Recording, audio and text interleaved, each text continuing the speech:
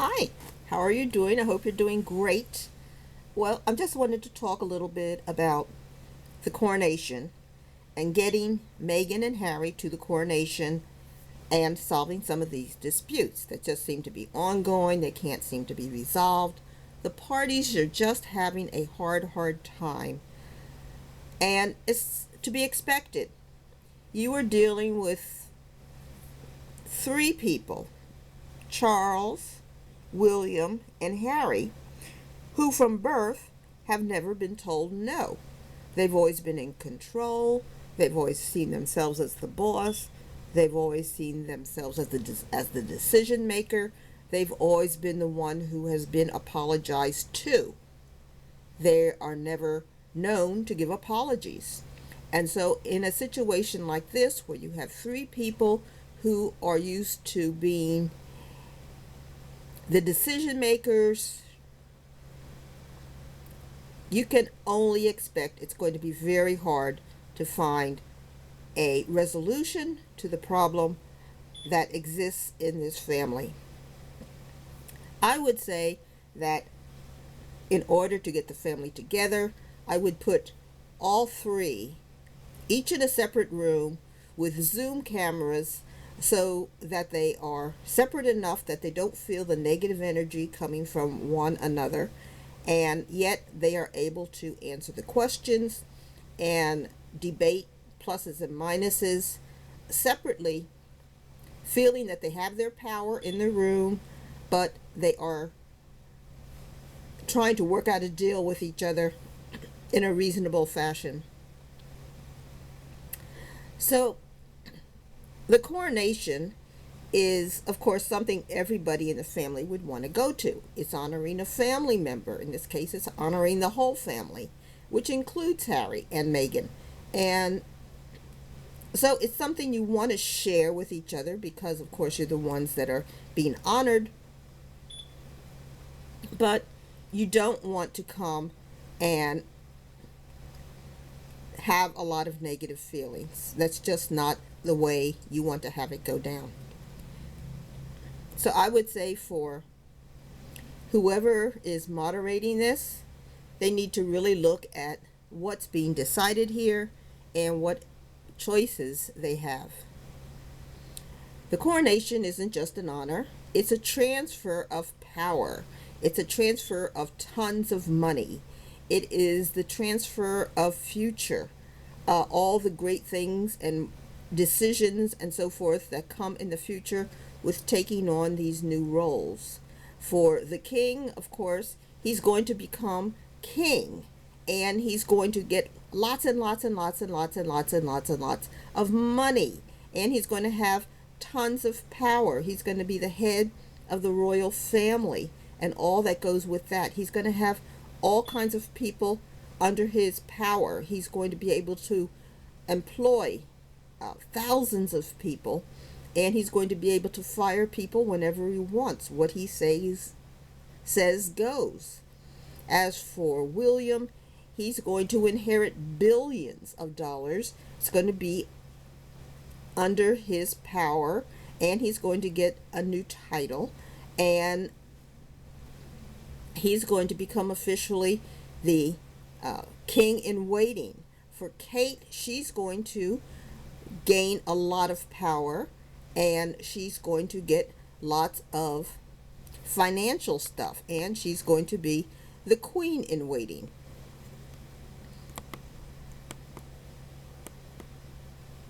You see what happened here?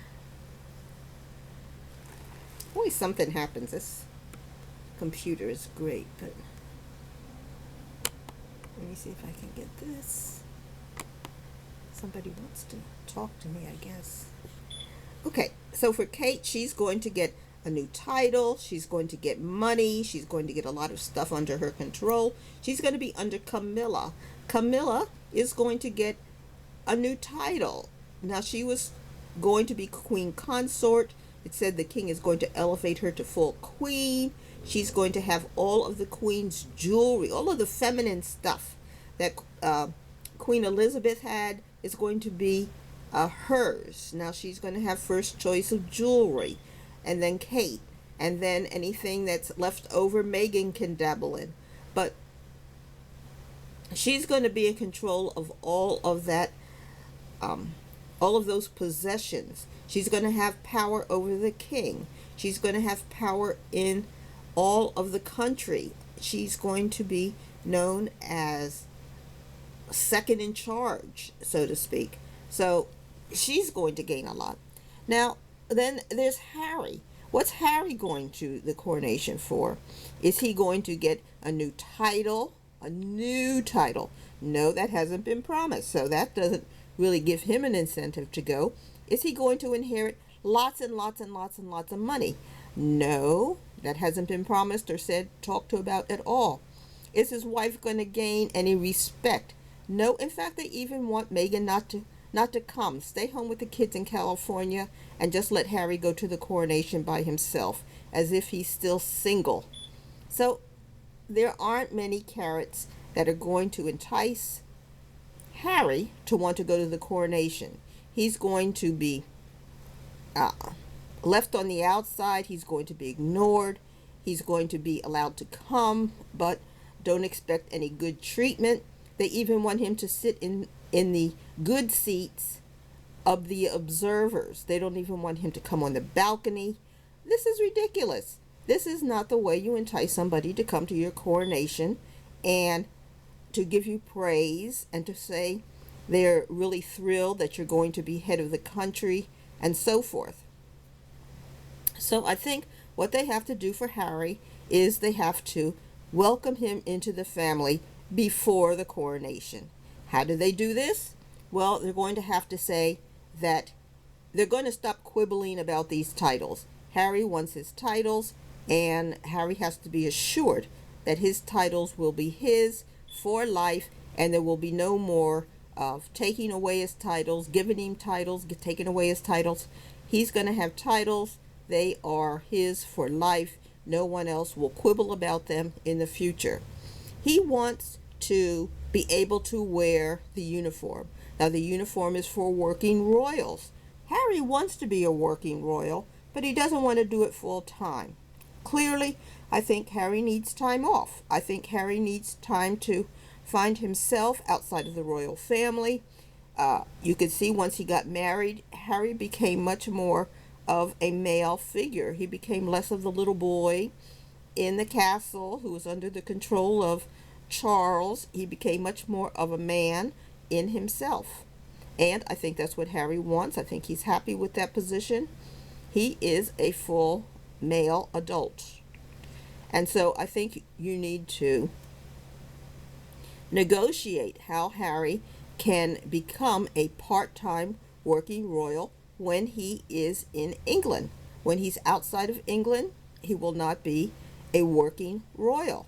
When he's in England, he can be given duties to help integrate him into the royal family and go to all of those picture-taking events and so forth that he has grown up being invited to and that he does so well. The country loves to see Harry, and I think they can be allowed to see him at functions, and he can become, again, part of the working royals. Now, I think in the future, Harry may even want to come back fully to the royals. Maybe he won't. I don't think he's going to really find a full, happy life in California because he was not raised as a California guy.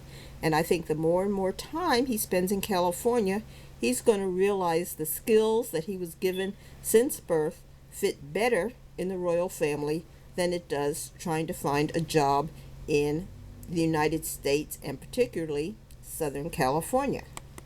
So I think what they need to do is allow him time to grow in his marriage, to become acclimatized to these new demands on his life. His wife is a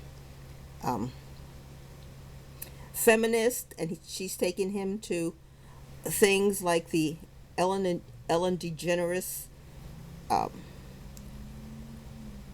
remarriage to Portia, clearly something Harry would not be going to as a royal, probably.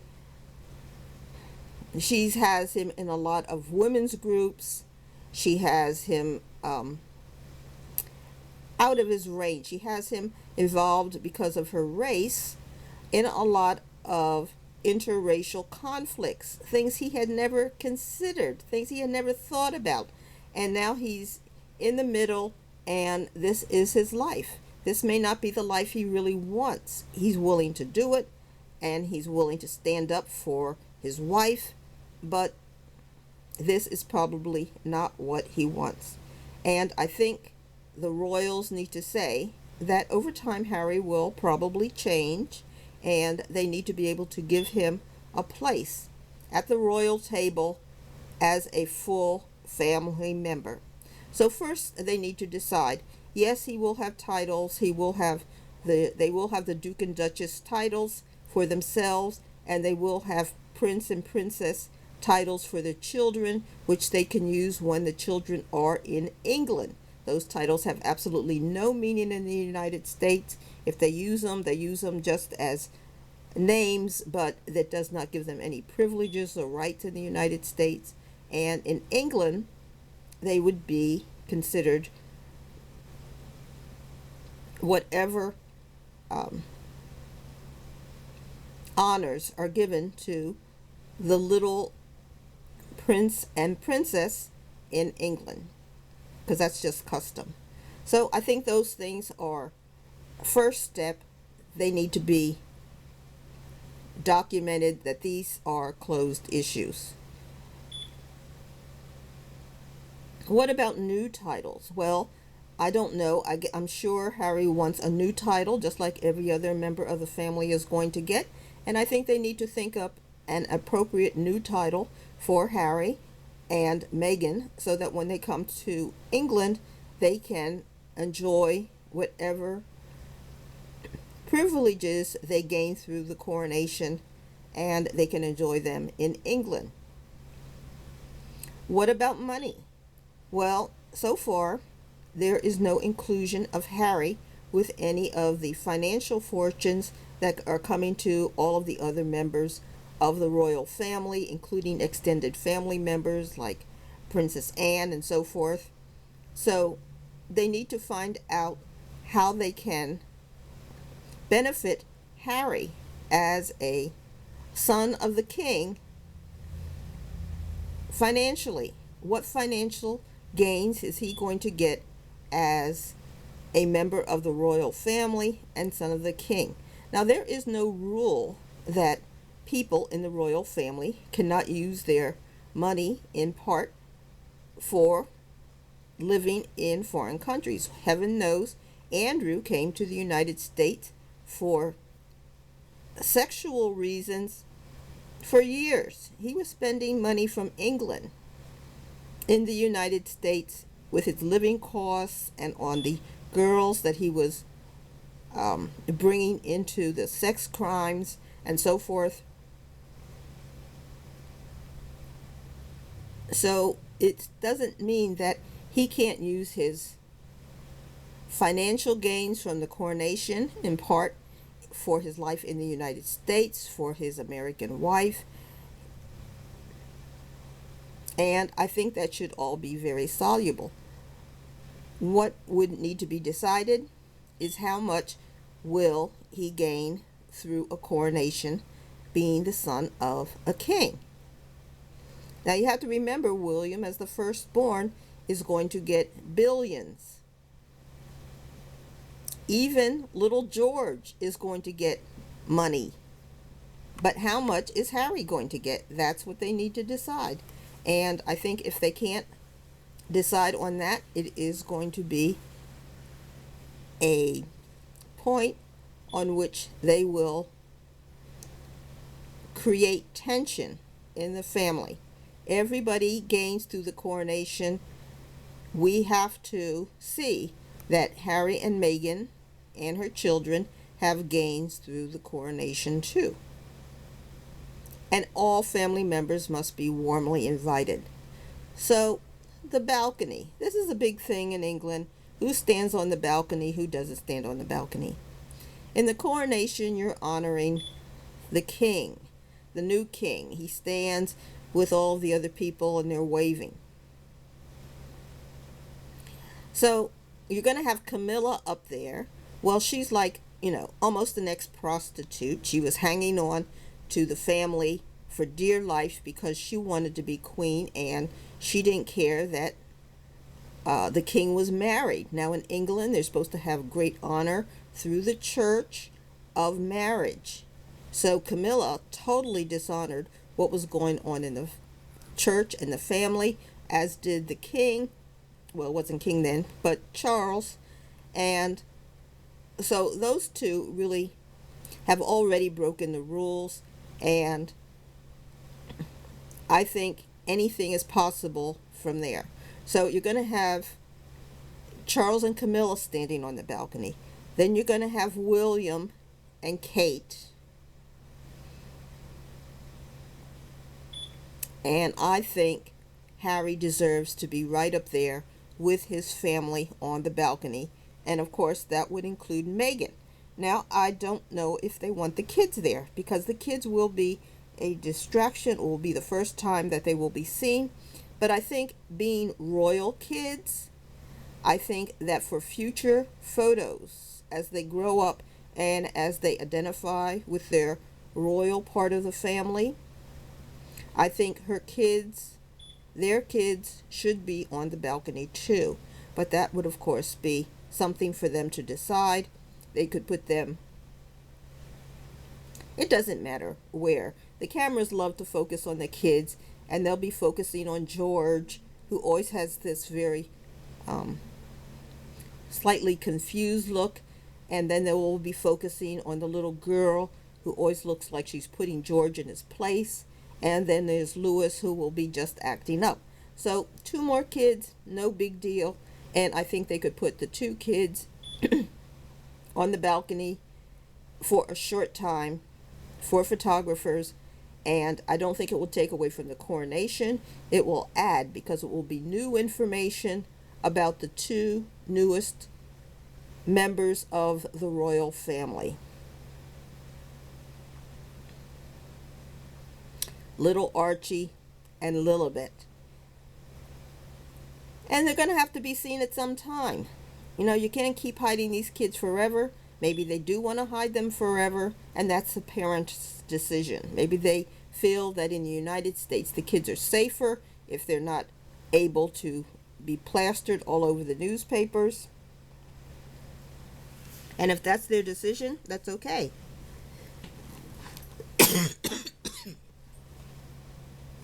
Excuse me while I get some water.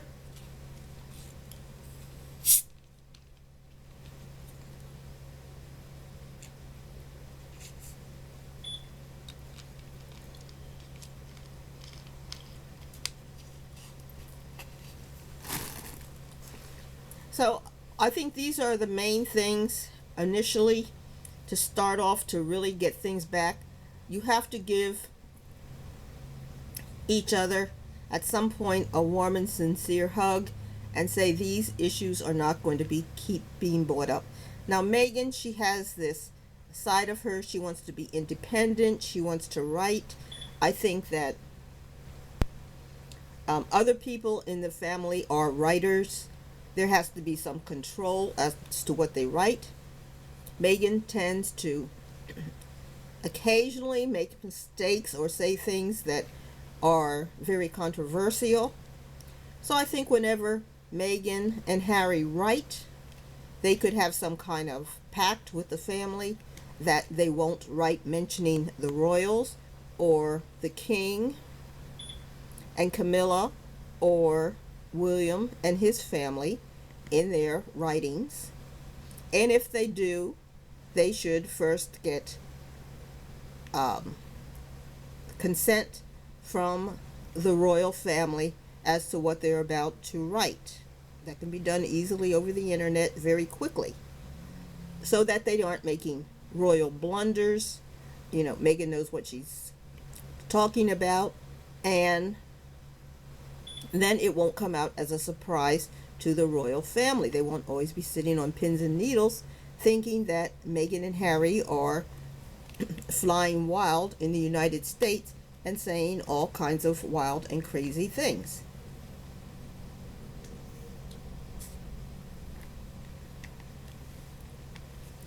So I think that that could probably help with letting Meghan do her writing. And it could also allay a lot of fears that the royal family might feel by having Meghan with her own individual life desires, which may be in conflict with the royal family.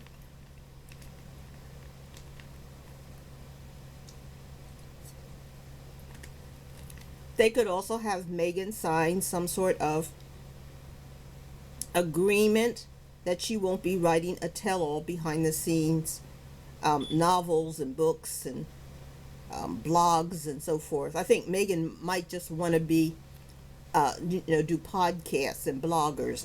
I think she might have that mindset where that's where she wants to go. It's kind of acting and it's kind of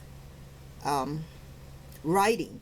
So she might be more interested in being a blogger or doing a podcast, but she of course will want to sneak behind the royal family in order to get views.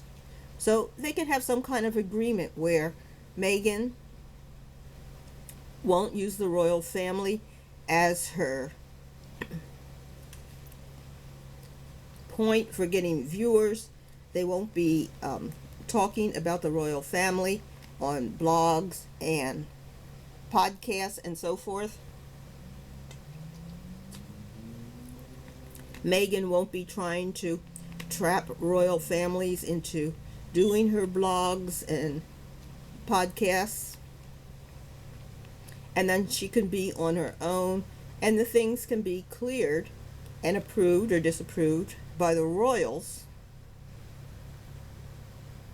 and modified in order to make sure that the royals have knowledge of what's going on ahead of time, because the suspense seems to be the problem. It's not so much what they're saying, it's just the suspense of not knowing what's coming down the pike. What are they going to say next? What are they complaining about? What are the problems? This would also help Meghan and Harry by having some kind of financial arrangement with the royals that they won't have to sell their souls in order to keep up their security and lifestyle in the United States. Harry would be responsible for getting his own security because royal security cannot act in the United States. Security from England cannot come into the United States and have any authority. They're not U.S. citizens. So Harry would have to hire U.S. citizens to be his security, and he can find the ability to pay them through the money that he is getting through the coronation. Would also keep them off a lot of these shows and so forth as far as needing money. Now Meghan grew up wanting to be on TV and to be in the movies and so forth. This is internal. She will never get over that need to be in the limelight as a star, so to speak. So hopefully she can find some other activities to allow her to be in the media, but to keep her opinions about the royal family to not exist. She will not speak about the royal family. She can speak about herself and her activities, maybe her charitable activities and so forth, but she would not be going out speaking as a royal about the royal family and members of the royal family, and she would not sign any documents for her to give any tell-all books or behind the scenes of the royal family or anything. And it would be a good chance for Meghan to get an education about the royals. She should be able to spend some time in the royal family. She should be able to study about the royals, royal history, the buildings of the royals, Westminster, that building is historic.